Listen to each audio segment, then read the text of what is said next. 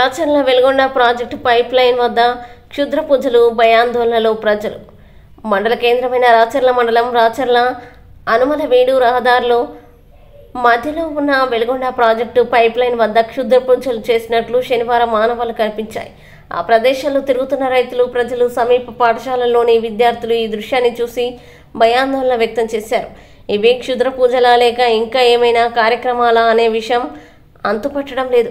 సంఘటన స్థలంలో ఉన్న నిమ్మకాయల, అక్షింతలు, కుంకుమ, పసుపు తదితర పదార్థాలని చూస్తే క్షుద్ర పూజలు చేసినట్లుగానే కనిపిస్తుందని పలువురు ప్రజలు అంటున్నారు. మరికొందరు అనారోగ్యంతో గురైన వారికి సంబంధించి దిష్టి తీసినట్లు లేదా వారికున్న రోగం పోవడానికి మంత్రతంత్రాలు చేసి అక్కడ వేసినట్లు కనిపిస్తున్నాయని అనుకుంటున్నారు.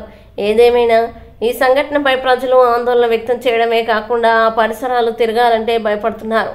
ముఖ్యంగా రాత్రి సమయాల్లో ప్రధాన రహదారిలో తిరిగేవారు ఆ దారిలో తిరగాలంటే హడలిపోతున్నారు. దీనిపై పూర్తి సమాచారం ఇంకా తెలియరాలేదు.